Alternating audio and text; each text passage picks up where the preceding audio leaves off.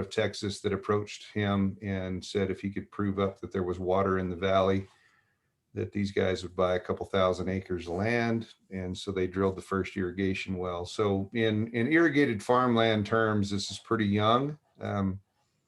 We're 70 plus years farming now.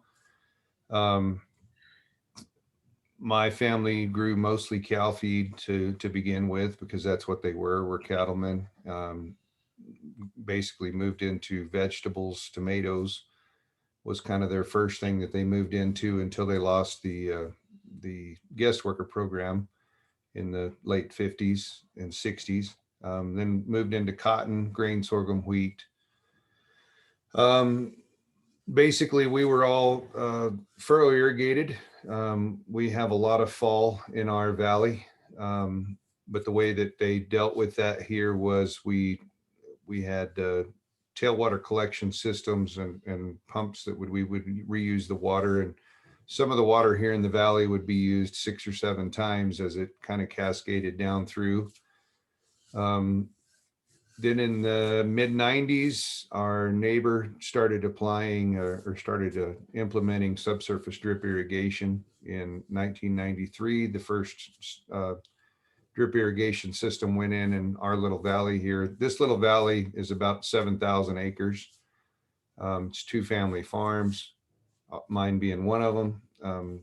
So we watched them for about 5 years, watched the technology improve to the point that we felt like it was time for us to put in drip irrigation, and we did that in 99. Our yields absolutely skyrocketed. In fact, we figured right away that we had doubled our yields, but that didn't last very long. And that high yield mark was probably only reached in year 1 and year 2, and we slowly started trickling down. And at the time, we had an agronomist that he was educated in the late 60s, early 70s, very heavy NPK mindset. So his thoughts were that we were probably building up sodiums in our soils. So his answer to what we were doing was we needed to start applying gypsum. So we started hauling gypsum out of Del City, Texas, which is about a 120-mile truck haul over here. We started applying 3 to 4 tons every other year. And that really adds up a lot when you're farming. So backing up a little bit, I'm farming about 2,300 acres right now with subsurface irrigation. I own about 3,100 total acres. The rest of that's not in drip yet. But when we started putting out that gypsum, we saw a bump in yields again, and we thought we were doing okay. And that lasted for 3 or 4 years, and then we started trickling off again. So I started realizing that there was something drastically wrong. We were actually going backwards. We weren't improving. Now we have this expensive irrigation system on this land. Basically we're buying our land, or we've dumped all of our equity back into this to put the irrigation in, and we're not performing. So I went to a compost school put on by Erwin Blosser of Midwest Biosystems, learned how to make compost. Matt can probably attest to this. I'd like to say Luna County is pretty progressive in their farming techniques, because there were probably 7 compost turners that came into the area. We've got probably 230,000 dairy cows within 80 miles of the county. So dairy manure was readily available, and dairymen were actually begging anyone to haul it off. And so we started bringing in dairy manure, and I started making compost. We were making about 6,000 tons a year, applying it from 3 to 6 tons to the acre. Got a bump again, went for a couple of years, and then fell off the cliff again. And In the meantime, things started changing here. Our crops over the years have changed. As I said, back 70s, we were mostly grain and sorghum. And then in the 80s, we started growing chili peppers. We started growing onions. We grew lettuce. We had spinach. Um, in the 90s, late 90s, we started growing watermelons and pumpkins. And every new crop that we brought in, we really did good the first couple of years. And then over time, we went downhill. And it had gotten to a point that I I became extremely depressed. Um, you know, uh, there was an illness that I couldn't explain. I didn't know what was going on. I was being drugged to the problem was probably in our soils. I started growing cover crops, um, and I just wasn't getting anywhere. We just continued to go backwards. It was my organic matters. So organic matters in our area are probably somewhere close to 0.5%. I was getting my organic matter up to 2.5, but I couldn't get any farther past 2.5. And 2.5 is fantastic for where I started from. But we just that wasn't going into yield. And the first epiphany that I had, I was talking with a friend of mine that farms in Missouri, and he told me that we needed to look at the way that we were fertilizing. And he actually, at his expense, brought his fertilizer consultant from Missouri out, and his consultant was a Kinsey guy. So we took a bunch of soil samples and we looked around, and my soils were crusting real bad. We had sodium and calcium buildup, or calcium chloride on the top of the beds that were causing a lot of problems. But it's kind of interesting because we went to dinner that night with a friend of mine and another grower here in the area, and this grower is a commercial compost producer. And in typical farmer fashion, we always think that if a little bit's good, a lot's got to be better. And with this Kinsey consultant, we were talking about compost, and my friend said, "Well, in my onion field this year, I put 16 tons of compost out." And the guy says, "Hey, do you happen to have a lab report on that, lab analysis on that compost?" And so my friend pulls it up on his phone and he says he sure does. And we're sitting there eating a steak dinner, and he's got a smile on his face. And this Kinsey guy looks at it and he says, "Do you realize that you put out the equivalent of 1,600 pounds of potash?" And the guy says, "Yeah, well, I didn't. I put out compost." And this Kinsey guy says, "Well, it's a good thing that you don't have bindweed." And both of us just threw ourselves back in our chair, because this grower grows onions that I pack for him. And his bindweed was probably, I mean, we couldn't even see the onions because in spots the bindweed was so bad. And so he looks at him and he says, "How do you control that bindweed?" And this grower says, "Well, we've been spraying it with Roundup." He says, "Well, what have you found to be effective on the Roundup or glyphosate?" He says, "Well, on some of that, we've put over a gallon to the acre this year." And the Kinsey guy says, "God, do you know what you're doing to your mycorrhiza?" And both of us looked at each other and said, "What do you mean what we're doing to our mycorrhiza?" And I went home after that dinner that night, and I really got to studying up on the effects of glyphosate on our mycorrhiza.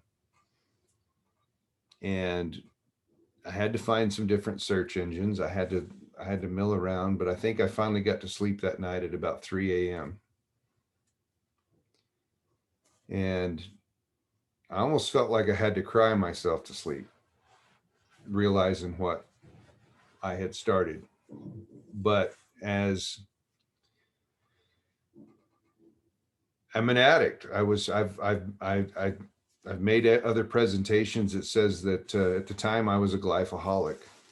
Um, the second epiphany that I had was I had a organic consultant that visited. He was actually down seeing his brother-in-law. Him and his brother-in-law stopped by. We were standing in an onion field. We were talking about, I had found some soil moisture sensors that had a decent disease modeling program on it. And the guy looks at me and he says, well, what are you trying to, what diseases are you trying to model? And I said, well, one of the things that I have is powdery mildew. Every year in my peppers, in my cucurbits, watermelons, pumpkins, we always end up with powdery mildew. And the guy looks at me straight in the face with a complete, just dry look on his face. And he says, yeah, but who tells the monitoring system that you're applying nitrate fertilizer? And I said, well, what do you mean? What's wrong with the nitrate fertilizer? I mean, that's our source of calcium. That's how we get it out there. We use CAN 17, calcium nitrate, 17%. And he says, nitrate fertilizer is one of the things that's probably that's causing your powdery mildew. So again, I mean, there's been about 3 months in between the first visit and the second visit. I go home that night and I start looking at nitrate fertilizer. And 2 days after that, I had a meeting I went to an event called Vegetable Grower Connect. It was in Park City, Utah. Um, Vegetable Grower Magazine actually puts this thing on. It's like speed dating for farmers. These companies that have their wares to sell, they schedule you. So there's like 20 companies that you can sit with, and there's probably 25 growers all throughout the West. And one of the companies that I actually was meeting with was Advancing Eco Agriculture. And that's the first time that I'd ever heard of John Kemp. So I looked up Advancing Eco Agriculture. I stumbled onto John Kemp. I found John Kemp's podcast. I downloaded a couple of his podcasts and I listened to them on the way to Utah. And to make a long story short, I met with all these companies. I met with Advancing Eco Agriculture. They put together, a secondary meeting or a follow-up here. They sent me a whole bunch of information and they sent me a price, basically a program with pricing on it. And I looked at that pricing and I thought, there's no way. There's absolutely no way. It's just too expensive. So I decided one more year, this is 2019, I decided one more year I was going to go about this myself. And I was going to do all of this myself. And I was going to do everything right. And I had all the cover crops planted. In 2019, I got hamstered. So that's another new term that I have. I'm a glypho-holic and I got hamstered in 2019. So we had some growers from Oregon that came down that wanted to partner. They wanted me to grow 200 acres of hemp. I only ended up growing about 140 acres of hemp. But that hemp crop was my first adventure into organic farming. I had cover crop. I tried to leave the cover crop in because of our winds and our heat. We made a few attempts doing certain things in that. I think everybody in the state had a gigantic failure in 2019. I count myself lucky because I didn't completely lose everything in that hemp incident, but it was quite the learning experience. And at the end of the fall, the guy that actually ends up being my consultant with Advancing Eco Agriculture paid a visit. He and one of the head sales guys at Tainio, which Tainio is a biological company. They made a visit down here, and it was actually, I believe, in early August. And they probably spent 4 hours here with me. I think they had a couple other visits, a couple other people that they were going to see on their trip, but they ended up spending most of their time here, all the way to the point of of eating dinner with us. In that time that they were here, we went out to the field. We went to our pistachio orchards, looked at pistachios. We looked at hemp. We looked at onion or ground that we were preparing for onions. We looked at our chili crop. We looked at our cotton crop. And at that time, David Miller, which is now my consultant for AEA, said, you know, you're doing a lot of the right things in the wrong timing and the wrong amount.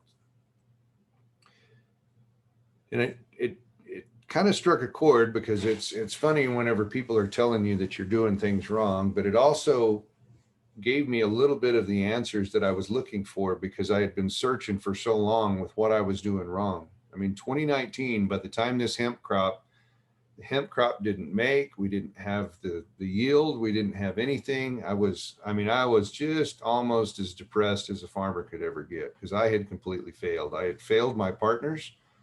I'd failed my investors. And I had failed, you know, my operation being all of my employees and my family. I farm with my dad and my brother, but I manage the row crops and my brother manages the orchards. And I felt like I had sincerely failed because I wasn't producing. So I enrolled 150 acres with the AEA program and told them that I'd do 150 acres of onions with them. And I wouldn't, I would only use their inputs, whatever they told me to do. The first thing that they had me do was a really strong shot of, and it's all Tainio products. And if you want to look them up, Tainio is TAINO, Tainio. We used Spectrum DS, which is a heavy inoculation of bacteria and fungi. We used OP8, which it was funny to me at the time, but what they were saying was we had built up so much chemical residue in our soils that we weren't getting anything. So the OP8 is actually a product that Tainio makes to remediate oil field spills and things like that. So it's pretty stout stuff. And then one of the other things that we started using was was Spectrum plus mycorrhiza. We used that. We added quite a bit of a few other products that they make, which is a humate product, a kelp product, and a sugar product, or molasses. We put that out. We planted the crop 2020 or the end of 2019. If most of you will remember, we had a really rainy, it seems like forever ago. It started raining here, and it rained pretty much all winter long. If we could just get a third of that this spring, I would be happy with that. But we ended up with weeds. We couldn't get in the field. We couldn't spray. We couldn't do anything. It was really frustrating. So it was very hard to tell on that onion crop whether the product was working or not. But I decided in March that John Kemp was putting on a regenerative cotton growers course in Lubbock. And my oldest son and I drove 7 hours to Lubbock, Texas. We were one or two of about 45 people in this room. So this is right at the beginning of COVID pandemic. So this is the last thing that we got to do publicly. John, for a little bit of background, some of you may know, some of you may listen, but John's Amish. And so John comes into the room and he's wearing his Amish hat and he has his beard and an iPhone. And I just thought that was the funniest thing ever. And so John stands up and he starts telling a little bit about his story. And John's a really young guy. He's about 15 years younger than I am. So he's early 30s. He tells a story about when he was 16 years old. His dad was the chemical dealer in their community in Ohio. So he was basically the go-to for any of your fertilizers or chemicals. He starts telling a story about how his farm, they were losing money. They had lost money, significant amounts of money for 3 years straight. John was a lot like I was. He was very down on what they were doing. And in 2006, they actually took on a farm next door to them that had been a dairy farm, and it had had nothing but hay, grasses, and grazing on that next door farm. And I actually raised my hand and I said, "Hey, John, you know how I know you're a real farmer?" And John's a little frazzled that I've interrupted the group, and he says, "How is that?" And I said, "Because only a real farmer would lose money for 3 years in a row and double down in year 4." And so everybody laughed, because that's kind of the farmer mentality is, I've lost money, but I'm going to make it up. And so John told a story about when they took on that new farm. They actually were able to redirect their rows, and they planted honeydew and cantaloupe on these rows that transcended the two property, or the property line of the two different properties. And the powdery mildew was terrible on their home side and non-existent on the side that they had just taken over. And he tells this story about how the vines, I mean, and it didn't depend on where the vine was, it depended on where the root was. And that was his epiphany, that everything that we're doing that's wrong on this farm starts with the soil. And that's where he started delving into. And his story spoke to me with such, I mean, an impact, that on the way home, I told my son, "That's it. We're doing everything different from now on. 100% of our farming is going to be about building soil health." I thought I was doing a good job of it before. I had been growing cover crops. I had been no-tilling. One of the biggest problems in large scale farming right now is that there's still this mentality out there that no-till is key. We can't till. And it's wrong. Recreational tillage is bad. Spot tillage, performance tillage in the right time and the right place is good. There's a time to till, and there's a time to not till. And we found that because we thought we were doing fantastic by growing residue, spraying residue out with 32 ounces or 40 ounces of glyphosate, terminating it, planting into that residue. But what we didn't realize was what we were doing to our mycorrhiza, what we were doing to all of our other products out there. The second thing, going back in my mind, whenever we installed drip irrigation, we gave ourselves the absolute best mechanism to apply water. The hard part about it was we also gave ourselves the absolute best mechanism to poison our soils faster than anybody could have ever dreamt. We were using 32% UN fertilizer by truckloads. We were applying phosphoric acid by truckloads. We had this wonderful product that we could go in and we could fumigate the soil, because we had a few problems.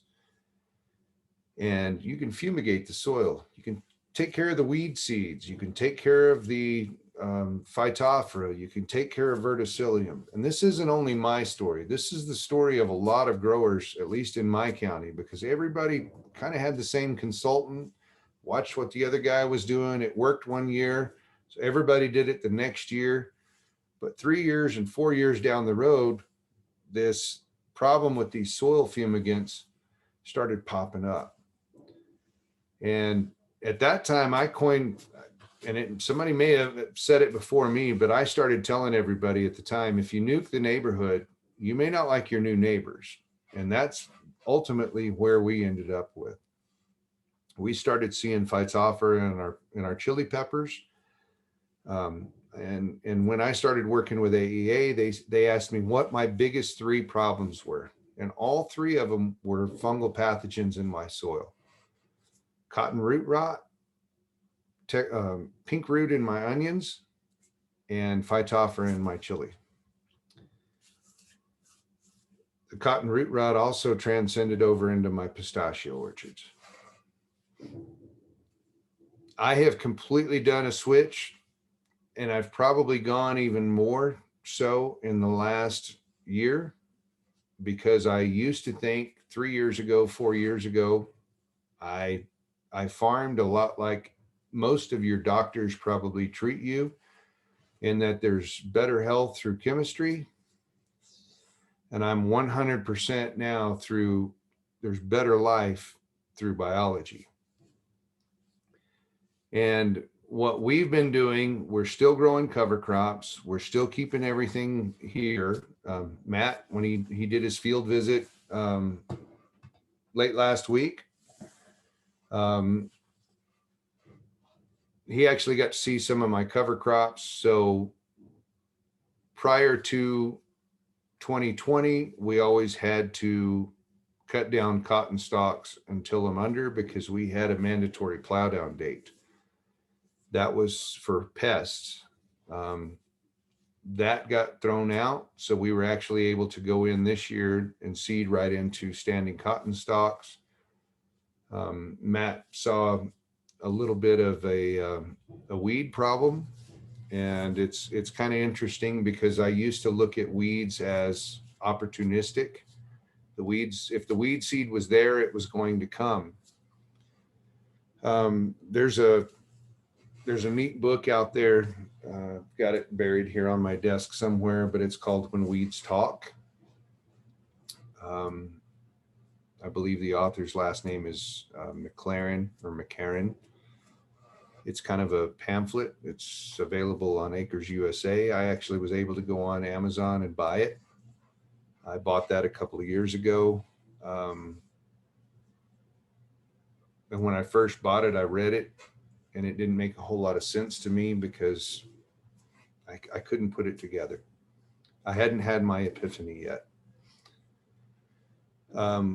Last year, we saw a little bit of change in our weed species, because with AEA, they basically told us, going back to the conversation of, you've done a lot of the right things in the wrong amounts and at the wrong time. We found out right away that an onion crop doesn't want potassium. We've got a lot of potassium in our soils. Cotton wants potassium, but we thought our compost was better off going to our high value crop. And all they did was told us, you got to switch this up. So put the compost where the crop's actually going to use it. Maybe make your compost out of something different other than dairy manure, because dairy manure is where we're getting the high amounts of potassium. One of the biggest problems that we have in New Mexico is our soils are very high in calcium, but it's not bioavailable. I just put 200 acres into subsurface drip. That's what Matt was actually doing down here, was doing a field check on that. We're going to certify that organic. We've got about 12 inches of good topsoil, and under that we have caliche. When you look up what caliche's made of, it's high in calcium. But whenever we test, we find out that we're low in calcium. Going back to what we're doing, one of the philosophies of John Kemp and the philosophy of advancing eco-agriculture is the fastest way to healthy soils is healthy plants. We've started taking sap analysis. So we had always done soil testing about every 5th year, and we had done leaf petiole analysis on select crops every week. When we went with AEA, they basically told us to throw all that data out because it's insignificant. Their take on it is when you take a soil analysis, they want to do a total mineral assay that's in that soil, not what the lab says is available, because everything can become available if we get things healthy enough for it. So that's all we do. And that's basically a one-time thing. The SAP analysis, and a lot of people have said, you know, that's a big expense. Well, SAP analysis is a big expense, but one of the first things that it showed us was we weren't as short as we thought we were on certain things, but we were way long on things we thought we were short, potassium being one of them. So cut out this, because everything, all your minerals have a protagonistic or an antagonistic relationship with each other. So if you're over applying some things, you're antagonizing other things and tying them up. One of the first things that we found out that we were making the biggest mistake was buying phosphorus. And this is another one of John Kemp standing in front of that room with 42 farmers that have been doing nothing but applying fertilizer every year. And John asked, somebody says, what's your phosphorus source? And the guy says, well, I use mono ammonium phosphate, 1152. And John says, well, how many pounds to the acre do you apply? The guy says 200 pounds to the acre. He asks the room, he says, and how much phosphorus is he getting from that? Well, 52% of 200 pounds, he's getting 104 pounds of phosphorus. And John actually sat and told us that, no, you don't get that, because most of that is in oxide form and it's never going to be available. This is a fertilizer company lie that's been lying to you your whole life, your dad's life, your grandpa's life, and your life, trying to get you to buy this fertilizer. Then he goes on to explain to us that the way that monoammonium phosphate is mined is it's mined out of soft rock phosphate. It's tricalcium phosphorus. The first thing that they do is they take acid, they split off the calcium, throw the calcium away, sell you the phosphorus. When you apply the phosphorus, what's the first thing that it does? Finds 3 parts calcium and ties back up. So why are we doing it? He actually looked at me and said, over the course of your farming career, how many pounds of phosphorus have you put on your farm? I did a quick math and said about 4,000 pounds of phosphorus per acre. And he says, has your phosphorus levels ever gone up? I mean, this is a 20-year application, 25-year application. He says, has your phosphorus ever gone up on a soil analysis? I said, no, it hasn't. There's a reason for that. Quit using it. Spend that money on biology. John's not against. So one of the biggest things that John's a proponent of right now is the Johnson-Su bioreactor. Dr. David Johnson was actually on his podcast. If you've known David, David's an interesting guy. He doesn't speak real well. He gives his presentation extremely well, but when you ask him, he starts stumbling a little bit. But David's product is extremely good. The reason that and John has always been, he will not discount any biology, because he says if any biology is good, and the best thing that you can do with biology is just apply it. Korean natural farming, Chanio products. I was actually using in select area a worm compost tea. The reason that he likes the Tanio product so much is there's actually a guarantee on the bag. We're focusing right now mostly on rehabilitating our soils, trying to wean ourselves off of chemical farming, trying to wean ourselves off of chemical fertilizer. I absolutely love the team at AEA, because he basically understands that as a large scale farm that's been using this chemical products for 40 or 50 or 60 years, we're like a heroin addict. We can't quit cold turkey. We have to slowly over time wean ourselves off of this. And one of John's favorite things to say is, you've got to pay your dues. And that's what we're doing right now. And we're starting to see, he's got, and on the regenerative agriculture, on the John Kemp website, in some of his blogs, he's actually got a pretty good recipe for how to replace nitrogen in your, if you've been using nitrogen in your fields, how to start weaning yourself off. Like I said, we've been applying a lot of biology. Um, he's got us completely away from high salt fertilizers. Um, this spring, so my dad is 71 years old. He's been farming his whole life, never done anything other than cattle ranch and farm. He, last year in 2020, he was a little upset because he thought that I was telling him that everything that he had done his whole life was wrong. And the spring of 2021, we actually did something that prior to this year we thought was impossible, and that was plant onions behind cotton. And to do that, we put out a huge inoculation of soil microbes, and we incorporated that into the soil and started the water on it right away. We planted our onion crop into it. And it's kind of interesting because when a 60-foot boom width on a sprayer, if the guy drives up to the field and he doesn't pre-charge his boom, it takes a certain amount of field space before the product gets to the edge of the boom.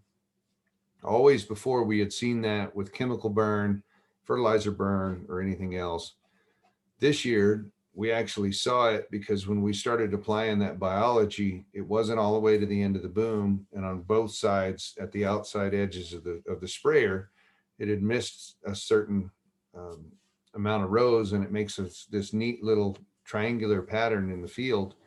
And that was a huge aha moment that, my God, look at what the biology is actually doing and how the weed problem is less. And that was when Dad sat back and said, wow, there may be something to this. Wow. Well, James, I'm going to interrupt you. I'd like to, this is a wonderful story of your coming to regenerative agriculture and trying lots of different things and learning from some of our heroes, John Kemp and David Johnson. But I want to give folks a chance to maybe ask you some questions, if that's all right. And Fantastic. Yep. I also want to acknowledge that Mark Kopetsky's here from NRCS, our state agronomist. So, any questions? Why don't you raise your hands so I can call on you that way?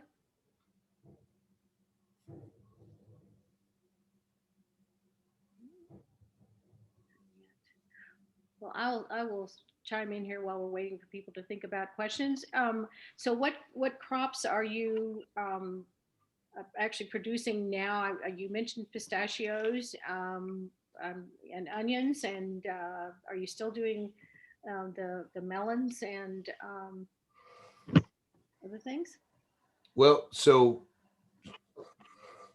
we're currently growing onions, pima cotton, upland cotton, paprika chili peppers, um, pistachios, and we have 230 acres of pecan trees. Oh, Um, we had quit the melon crop. We had quit. So a funny thing about it was, we grew spinach for several years. We had to quit spinach because we ended up with a same virus that attacks most people's tomato plants, curly top. mhm, So our curly top virus got so bad here in the valley that we abandoned the spinach crop. mhm. Now remember, this valley was built on tomatoes. So it was strange that we were able to grow tomatoes in the 50s. We were able to grow spinach in the 90s, but all of a sudden this curly top gets so bad that we can barely grow chili. And you know, that's one of the crops that we had abandoned. We abandoned watermelon. We had abandoned pumpkins because the powdery mildew had gotten so bad. The last year that I grew watermelons, I had a $1,500 per acre fungicide bill. Um, that was just, it just floored me. And I knew that we were doing bad. I knew that we were doing wrong. I just didn't know what it was, and I didn't know how to fix it. Mhm. And the best thing that I think that I did was I found a mentor and somebody that was willing to work with me and to guide me, but not to tell me.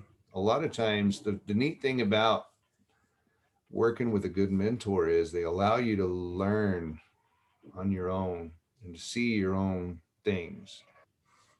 And they might point you in the direction and shoo you that way, but they allow you to do it, and they find that. And those aha moments that I had. So going back to the hemp. So one of the things that I learned in hemp, um, everybody wanted this to be grown organically, but we weren't organically certified. But okay, we can do this. So they actually asked me to go in and test my soils for herbicide or pesticide residues. And so we sent soil samples off for pesticide residues, found that we had no pesticides. We harvested the hemp, we tested the hemp, we found we had no pesticide residues. We converted the hemp into oil. They tested the oil. Guess what? Pesticides. And the funny thing about the pesticides that we found in the hemp oil was the best thing that we could figure was it was a product that was a seed treatment that we had not used in 8 or 9 years on the farm. But somewhere in that 140-acre block, 140 acres scattered out throughout the valley, wasn't in one block. There was enough plants that found some of that residual pesticide from a seed treatment 9 years in the past that it picked it up and it ended up in the oil. And I thought, how can this be? So I went to the seed companies and I told the seed companies, I don't want any seed treatments anymore. Stop. A seed, when it comes out of however it was produced, generally has everything that it needs to sprout and to grow. And yet here we are putting fungicide on it and putting chemical on it right away and putting it in our soils. And we wonder why our soils are unhealthy. And then the other thing that we did, one of the habitual problems that we had in the pepper industry was we would plant chilies, and then right before the chili would emerge out of the ground, everybody would go in with a light shot of glyphosate to kill off all the weeds. I mean, this was stuff that was done for 30 years. And it was done, every fourth year on every soil. One of the worst things that happened here, and I used to fly the flag of organics was the dumbest thing ever, because I didn't realize at the time that we weren't necessarily looking for residues. I still think that residues on products is low. But what we're completely missing the point of is everything that we're doing to our soils whenever we apply all of these products. And glyphosate's a huge one. And I've got, my whole friend, like my group of friends and people that farm also has changed, because most of them think I'm crazy, and maybe I am, but I wasn't happy doing it the way I was doing it. And I'm ecstatic about how I do it today. You have a lot of friends here. Let me tell you, a lot of friends. Um, Let me call on Colton and Nicole. You have a question? Hi, this is Colton. We got a few questions. Just the name of your farm. I didn't catch it. Where you obtain your sap analysis is from. And also just saying thanks for sharing your story. It was so powerful. Really appreciate everything you said. So our farming company is W.R. Johnson and Sons, and my packing company is Carzalia Valley Produce. So we have two separate companies for that. We send all of our sap analysis to the Netherlands and have those with Nova Crop Control. That's AEA prefers, that's their preferred lab. That's probably the longest running sap analysis lab in the world. So they've got a lot more data points and it just seems like the information that we get back is a lot better. Last year we tried 2 double blind. We actually took multiple samples of the same crop from the same area, sent to 2 other labs as well as Nova Crop. And the really neat thing, really messed up thing about it was, I guess, we homogenized the samples and split them and sent the same sample multiple times to the same lab with differing results. And so that kind of pushed us back to sticking with Nova Crop. What we learned last year, we implemented this year early. I think the SAP analysis kind of needs to be used. It can be used as a rescue treatment, but it really needs to be used as a learning platform so that you kind of know what that crop's going to need at what point for the next year. So my onion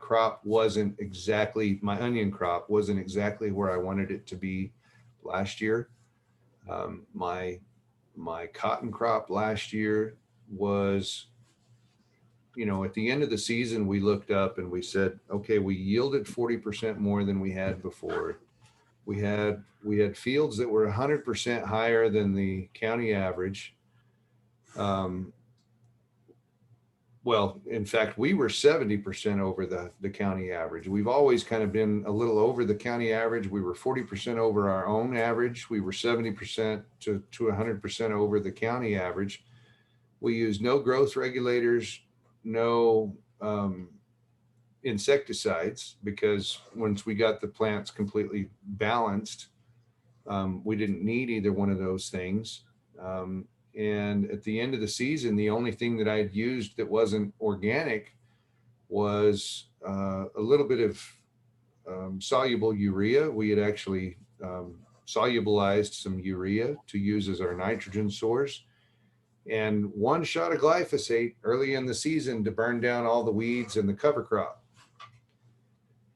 And so that was the big epiphany to me that, wow, I can actually maybe start converting some of my ground over to organics. And that's one of the reasons this new 200 acres went in, and it hasn't been farmed in about 7 years. So it's hasn't had any fertilizers or chemicals applied. It's just had the weeds mowed on it.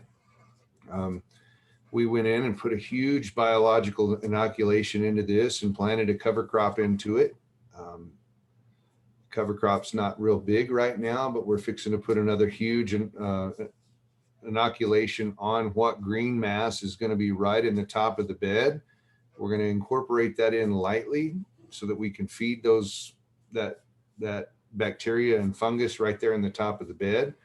And then we're going to go in and we're going to plant organic peppers and organic pima cotton. Wow. And the neat thing about it is,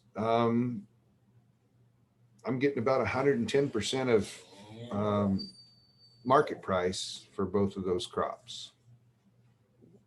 Yeah. Well, actually, it's 110% increase, so it's more than double the price. So, yeah, when we've exciting. Thank you for all your info. Yeah, and we've heard from a Pima cotton farmer in Arizona that as his soils have improved, his staple length is better. And he's getting higher, he's grading higher on his cotton as he's gone along. So I'm going to turn to Sylvia. I think you were the next one with a hand up. We're going to try to move along pretty quick here. We're at the end of the hour, but I do want to try to catch the questions that are up now. I actually have not applied anything on my farm And so this is like the first time that I've actually even had soil tests ever done. So this is like totally new. Although what I did do in the past, and it worked really nicely. I did this called green manuring. And I don't know if you're familiar with that technique, but that's where you don't plant anything in one area and you just let it rest, maybe even for a couple of seasons. And then you plant in that later on, and that worked pretty nicely. But I'm just finding like I'm not. I really. I was really very touched by your story and your willingness to really go forward. So that was very encouraging to me. And so I'm hoping to kind of do the same here at my farm. I also have an orchard, so I'm very interested in learning, also poco a poco. And so right now I'm trying to deal with my issue, which is, see, I don't separate living from farming. They're all one.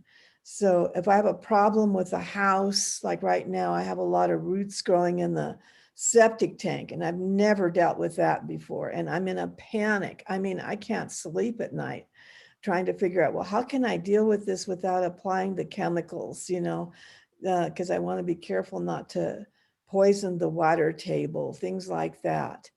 And so I'm really wanting, it's very challenging for me because my learning curve is so steep.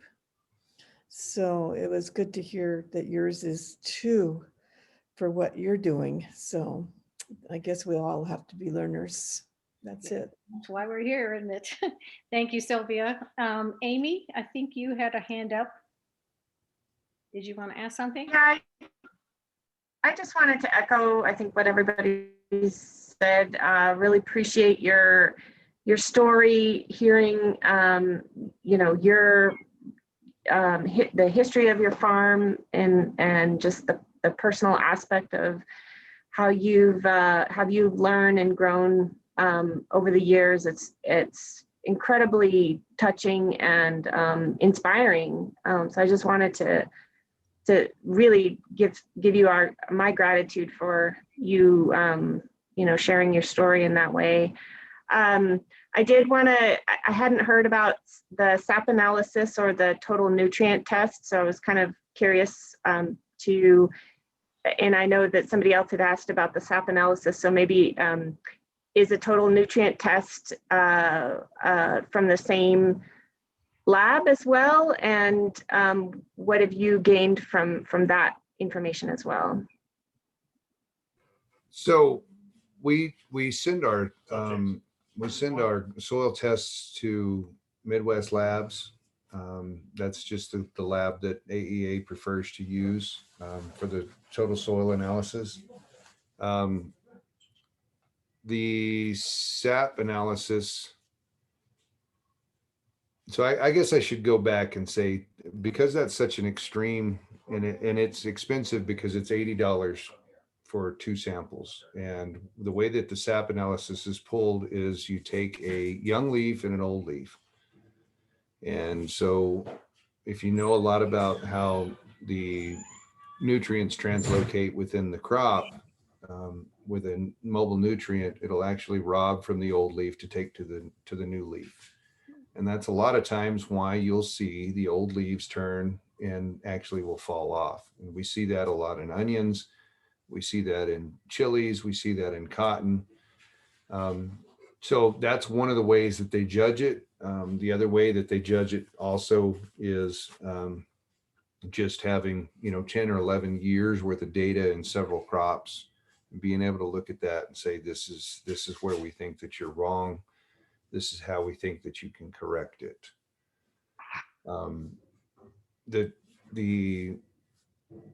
I kind of got off on that. Sorry, Amy. The SAP, the neat thing about SAPs and this is one of John's big thing is don't guess, test. It taught us right away that a lot of what we had been doing was just a complete wild ass guess.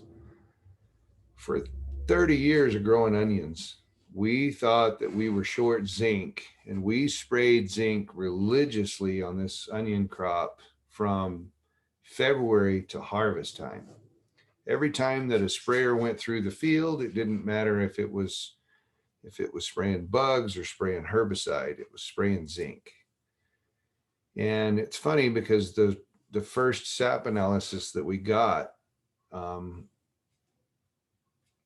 we showed we weren't short on zinc.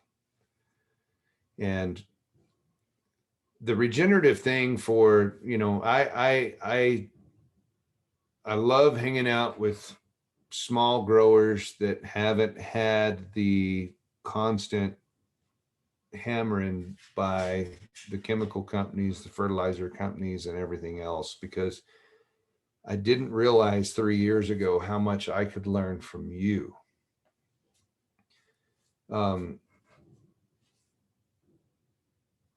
But I had a consultant that had been on this farm longer than I had been alive. He started working for my family 2 years before I was born.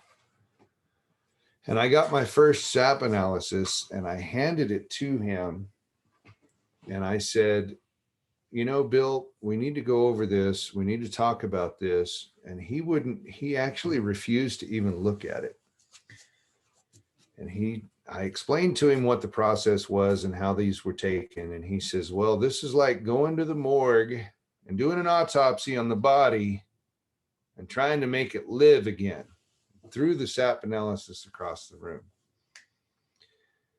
And I said, well, you know, they do an autopsy to figure out where you screwed up and died, not to bring you back again. And all I'm trying to tell you is that there's a lot of things that we can learn from this. And, you know, I'd like to do this with you, not without you. 2 weeks later, he fired me. I mean, he was working for us and had been here for 43 years, 44 years on the farm. And he fired me. It's the best thing that ever happened, because it allowed me to step out of the comfort zone of just listening to him. It made me go to the books and figure out what we could do differently. It made me talk to other people and to learn. Because before, this guy was an agronomist. He was president of the National Association of Independent Crop Consultants, for God's sakes. He's on the speaking tour. He speaks at probably 6 or 7 different. I thought he was smarter than I was, and I did everything that he told me to do. And I forgot in the last 20 years that he worked for me. I didn't work for him. So it was funny whenever he fired me. And I begged him. I said, all I'm trying to do is to show you that there's a different way. And he looked at it, and on his way out of the office the last time, he says, I'm not saying what you're doing is wrong.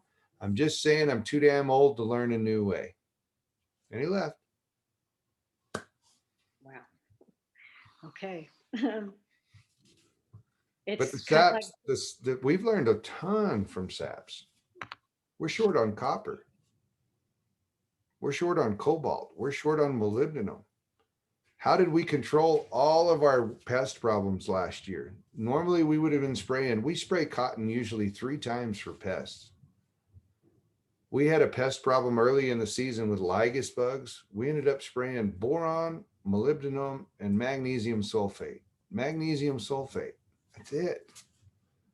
Normally we were spraying these harsh chemicals. My new consultant had given me this recommendation of spraying a harsh chemical, a pesticide, an insecticide. Checked on me throughout the week and said, did you spray? At the end of the week, I told him, yeah, I sprayed. I didn't lie. I sprayed. He left because we have a conference call at 9 o'clock on Fridays, and he left after the conference call at 10 o'clock. And by 11 o'clock, he comes storming back into the office and he says, I thought you said you sprayed. And I said, I did spray. And he said, did you spray the insecticide? And I said, no, but are we still having a problem? And he says, no, all the bugs are gone, but the beneficials are still alive. So I knew you didn't spray. Well, that's a great segue. And Athena, you've got a great question for James. Why don't you ask it? You can unmute. Mute and remember my question. Yeah, so I'm really interested in things called beetle banks and just insectary plantings, which are these strips that are every so many rows or every so many feet apart. Usually they're like 5 feet wide. Perennial grasses and forbs for beneficial insects. Have you looked at any of that? Well, so part of the problem is a lot of the information that you can find online is not based, and I'm preaching to the choir because you guys are here to learn and you guys are here to work with each other. I haven't found any, what works here. I've been looking at trying to figure out a way to put buckwheat out in my cotton crop whenever I seed my cotton. Because we saw that the pollinators absolutely loved the buckwheat, and B, I could get a whole lot of beneficials in that buckwheat because we had things that were up and growing. Buckwheat takes 30 days to get up and bloom, and the cotton crop in the first 30 days just kind of gets up to 4 true leaves and just stalls out for a little bit while it builds underneath. So those are things that I'm looking at doing. When we grew a lot of green chili, we were actually having to harvest while we were irrigating. So we left these harvest roadways throughout the fields. And I've actually looked at going in and maybe putting out some drip tape and trying several different insectaries or pollinator strips or something like that, beetle banks, trying to get more life going. Part of the problem is it's hard to experiment, and that's one of the things that I had to finally promise my dad, that I wouldn't do any more 400-acre experiments. So on this part of this organic farm, we're going to try and go in and put some 1-acre research plots for our own research. I'd like to try and play around with maybe some permanent type cover crops, maybe some relay crop type situations, or some companion cropping. When we're growing cotton, we're growing onions, we're growing peppers. Is there something that we can grow in between? Is there something that we can do differently? Would we be better off? Like we observed last year in the cotton crop that cotton wants more light. We're only harvesting sunlight, carbon, and water. That's kind of the 3 things that we have to have, and those are sometimes the limiting factor in what we can produce. So sometimes we ought to open this crop up a little bit more and give it a little more of that. It's been a neat journey, but I'm always open, and I'm always looking for anything that would help with my pollinators. Yeah, and I guess that's the great thing about these conversations, is connecting people together, because we do try to offer funding through a grant called the Conservation Innovation Grants. And one of the things that's been the state priority that I haven't had any takers on is how to promote natural biodiversity, controlling weeds, controlling slugs, voles, gophers, all those other things that might come with having this permanent strip of vegetation, and who can do some trials or work some of this through. And like I said, I haven't had any takers on this grant funding that we've made available, because it is a little bit of work to apply for the grant and manage it. But hopefully we'll keep at it and get all the right information. Well, and we're still trying to play with and that's one of the conversations that Matt Wiseman and I had last week, is we're still trying to play with the right multi-species cover crop, the right varieties for the area, the right, last winter and having a huge amount of rain, my covers just jumped. We had biomass that was very hard to deal with come planting time. This spring is the exact opposite. We've had to irrigate far more than I would have liked to. I've got I've got about $80 an acre right now in cover crop expenses by the time we planted it and have had to irrigate it throughout the winter. You know, we used to rotate into grain sorghum and durum wheat, but we figured that the durum wheat and the grain sorghum were getting to a point where we were losing $150 an acre. And so we rotated that, or we pivoted at that point and said, you know, if we're going to lose money, let's put a multi-species cover crop in, something that benefits. Once AEA got here, one of the biggest things that they said when they went back to the timing, your timing is off, we were letting it go to too far. So we were allowing that to become too lignified. And so we weren't feeding the biology in the soil like we would have if we would have lightly incorporated it at a smaller stage. So those are the things that you've got to, you know, all we were looking for was above ground biomass. And these guys started telling me above ground biomass is 10% of what you're actually going to get if you'll put that root exudate in the soil and feed that biology. So our focus right now is inoculating the biology back into the soil as fast and as hard as we can, keeping it alive, and then trying to put a green root in the soil, pulling down exudates and keeping it alive. So going back to that multi-species, I planted a lot less this year than I did last year. We were only at 12 pounds to the acre of about an 11-way or 12-way blend. Because I had gotten to a point where, you know, we just need a plant about every 1 square foot. We don't have to have this huge amount of biomass up top. If we end up in a year like we've had, you know, if this stuff was thicker, it would be harder to irrigate. It would be taking more. And then the other part of it is we're allowing the plant to express. So genetic expression of these plants is huge. I've made friends in Australia that are on the same path that I'm on. That was one of the first times that I'd ever heard of somebody. So your group probably understands that 78% of the air that we breathe is nitrogen. But one of the highest expenses that farmers are buying right now is nitrogen, because we've completely disrupted the nitrogen cycle.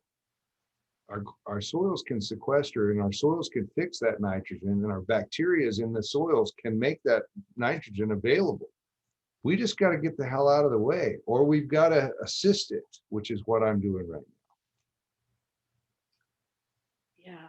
Okay. Well, I think we're going to take one more question because it is getting on. Ruben, would you like to ask your question?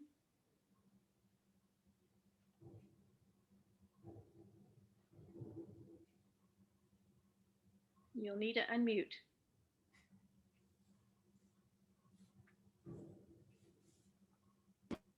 Okay, can you hear me? Yes, go ahead. Can you hear me? Yes. Okay, thank you for the history and your experiences. Let me give you a context of what my question is about. 2 winters ago, I used about 500 pounds of goat manure and put it into the soil and let it rest through the winter. And then last summer, I planted. I plant basically 5 different types of peppers plus other vegetables. But I found that we were negative 40% in our yields of peppers. We were getting flowers, but not the fruit. So my question is, can you talk to us about the pros and cons of using manure versus compost, or using a combination of the two? Because I'm building my soil now with compost, primarily compost without the manure. And so I just want to hear from you from the peppers perspective, since you also grow peppers and we focus our crops on peppers. So can you talk to us a little bit about that? So what would you say your square footage was that you applied the 500 pounds to? About, what do you say, 2,500 square feet? 16 by 32. About 1,600 square feet. Or a little more than that. I don't know what the nitrogen content of building is, but I could probably guess it's probably fairly close to dairy manure. Why you lost all of your blooms was you had your nitrogen way too high. So, 3 or 4 years ago, I had no idea the difference in carbon and nitrogen and the fact that we needed a 10-to-1 carbon to nitrogen ratio. And so when you applied 500 pounds of that manure to that 1,600, if you take that and you multiply that out, I mean, that's tons, that's multiple tons to the acre. And that's kind of the same thing that I was seeing whenever we were applying the compost was, we thought that there was no drag to this, that it was just a benefit. But we saw that we were applying too much of, like I said, the potassium was too high. Whenever we were applying the gypsum, we got our sulfur levels too high. So we were shooting for more calcium availability, but we got our sulfur levels too high. The Kinsey guy, the first time he came here, he said that we were using the wrong form of calcium, that we should have been using calcitic lime. But we have plenty of calcium. We just got to make it available. With that manure, 50 pounds probably would have been adequate for what you were trying to do in that situation and scenario. Same thing with compost. I donated to the community garden last year in Columbus. They asked if they could get some compost. I told them, yeah, come get, so they sent a truck out of the village of Columbus over to get a load of compost. And they hauled this load of compost off. And about 3 hours later, they came and got another load of compost, and they came and got another load of compost. And I'm calling the person that's in charge of the community garden. And I said, please, I beg of you, do not use the compost that you've hauled off. Well, but a little compost is good. A lot's got to be better, right? The old farmer story, right? Well, I think we need to stop. This has been wonderful. Thank you so much, James, for joining us for today. Great to hear your story. And I want to tell you that we, the Healthy Soil Working Group, have a monthly online gathering called Soil Stories. And this month, David Johnson and his wife, Chin, will be our guest. So I'll send you the information if you care to join us. It'll be in a couple of weeks. Yeah, once again, thank you so much. What a wonderful thing to hear from someone who is really challenged by scale and like a lot of us, by old habits and old paradigms. So thank you so much. We really appreciate it. And we did record this, so we can, if that's all right with you, we may share it. Absolutely. Thank you. Everyone have a wonderful evening, and we will be in touch.